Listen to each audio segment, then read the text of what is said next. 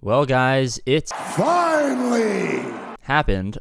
Executor is back around, so that means another episode of AP Gains Complains About Executor. Let's actually go to the mission. So, you'll see down here at the bottom, and probably from the thumbnail, that I can unlock Executor now. I was here.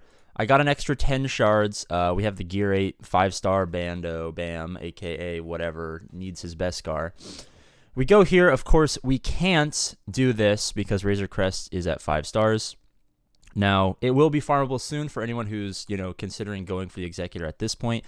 It's a great idea. The Executor will be farmable, or the Razor Crest will be farmable in a month. You'll be golden. You're good to go. This is more of a time problem that APGAINS had, being sub 4 million GP when the Razor Crest first came around in the first iteration of Conquest. So I'm not going to complain too much, but I was thinking, right? I was like, what if it was whaleable, right? So I was like, I know they'll sell a pack. So I go in, it's $30. I'm like, $30 for 30 shards is a terrible, terrible deal. But $30, 30 shards only gets me, part of the way. So I was like, well, maybe I can buy it twice. Like, do I have $60 that I can divert from where I spend my money normally to spend on a mobile game? No. But maybe I could stretch some money out, ruin my life and not pay back any of my loans, and then, $60 could actually be there. They give me 60 shards. It wouldn't quite get me there. The one thing I will never do is buy these packs, these 1,299 crystals. Let me move my face. Where is my face? Is it this one? Yeah, I will never ever do these whale packs. When new marquees come out, they sell these kind of packs for a certain amount of crystals.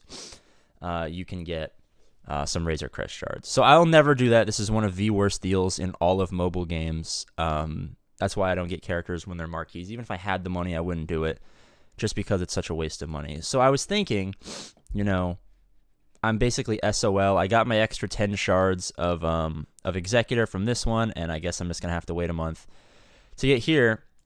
And then I was blessed with a pop-up when I went back in. It was like 2 a.m. after Valentine's Day. The missus is passed out on the bed. I'm playing Galaxy of Heroes like a freaking turbo virgin.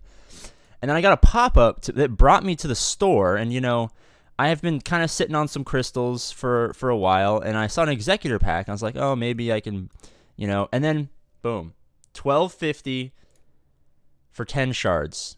I had a couple thousand crystals saved up. I'm going to be honest with you guys. I hate to admit this. For the first time in a very, very, maybe 8 months, probably longer, I spent $20 on the game to get crystals, to buy 2 extra packs, to give me the last 20 shards I needed to get the Executor. I'm not proud of it. I wish I had that $20 to use towards something better. But I guess CG and their buttons, they got me. I have forked out $20 for the first time in a very long time. But what that does leave us with is the single best thing in the entire game, the Executor at 4 stars. So I'm going to unlock it right now. You guys can enjoy the show.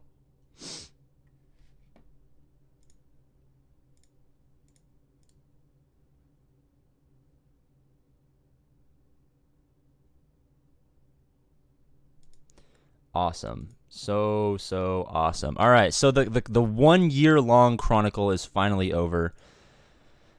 I'm going to test it out in a battle. It's 4 stars. I have a Gear 8 Bam. My bounty hunters are all at requirement Relic 5. There's a bunch of maxed out Executors and, weaker, lower star Executors, but they have maxed out characters in my fleet arena. We're going to try it out for a battle. Of course, it's definitely 100% worth it.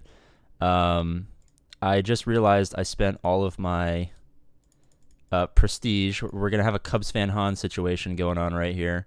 We're going to have a Cubs fan Han situation going on here because I actually spent a bunch of prestige on Thrawn. I actually spent a crap ton of prestige. I'm not going to upgrade the basic on Thrawn because of the new ship. It's going to be, I was like, I'm not going to have Executor for a while. I'm going to need this Executor counter. But we finally got the ship. CG is still trying to sell me stuff. We get it. All right. We've dropped, unfortunately, all the way down to 7. So let's just go against. Let me actually check to make sure I'm not. Let me check to make sure that I'm not actually killing anyone during their payout. Live, are we gonna edit this? No. So basically we're good to attack anyone for 3 hours. All right. Normally this battle would take me, I don't know, a couple of minutes to do. I couldn't auto it.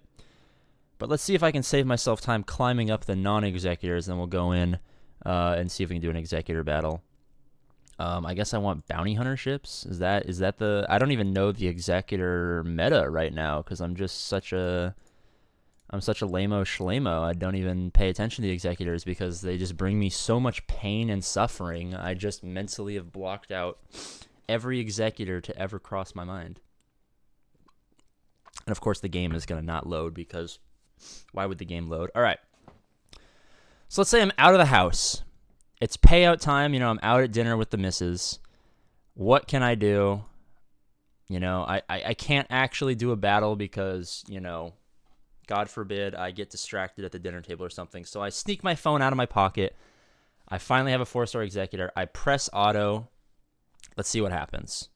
This is probably what's going to take place during battles while APGAINS is not paying attention. Theoretically, this should be the greatest ship of all time, so an auto should be no problem.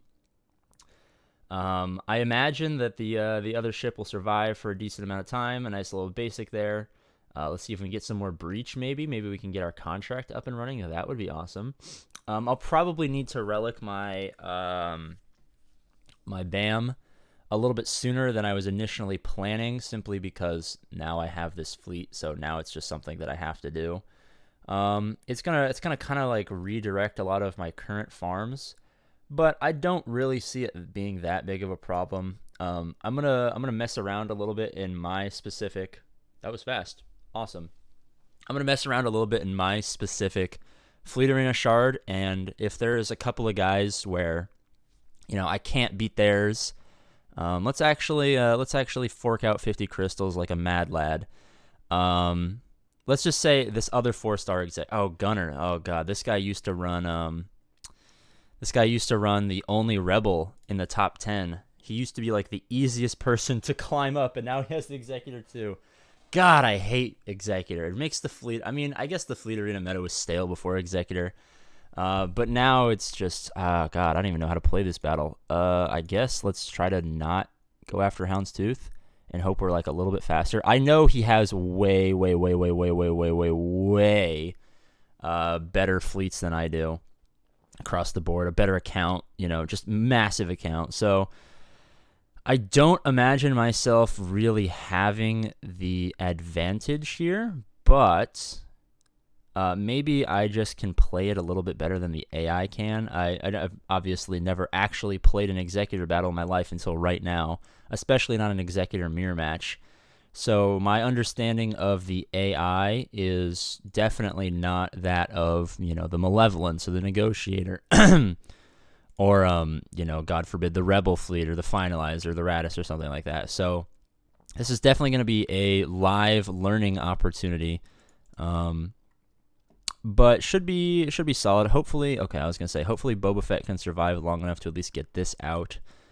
His Boba Fett's not even on the board yet, which is awesome. I'm going to heal Boba Fett because, well, I guess I didn't heal him that much. Just because we were forced to have him at Relic 8. So he's probably going to do the most amount of damage. This should drop out the Xanadu, and then we should be golden from this point on, simply because we just have a massive advantage on the field over him. It's going to be kind of hard to kill his Houndy, but if we can prevent them from popping contract, like at all, I imagine that we're probably going to be good to go. Now, I have no idea how this is going to perform against higher. Like, this guy literally just unlocked his executor, same as me. So I have no idea how this is going to play out against the established, full R8, R9 across the board, 7-star executors that have been sitting around in my fleet arena shard for the longest time. But I at least won't fall as far. So maybe the crystals, like, on the days where I'm not actively participating in Fleet Arena, the crystals won't be as bad. And I think, honestly, at that point, It's worth it. Let's see how many executors, because I know a lot of people. So we have 1, 2, 3, 4, 5, 6, 7 executors in the top 10. So at least I can imagine I won't fall past 7 unless another executor drops me down. It remains to be seen how I can compete against these maxed executors that have been sitting here since day one. But I'm happy I finally have it. Hope you guys are having a great day. I'll see you later.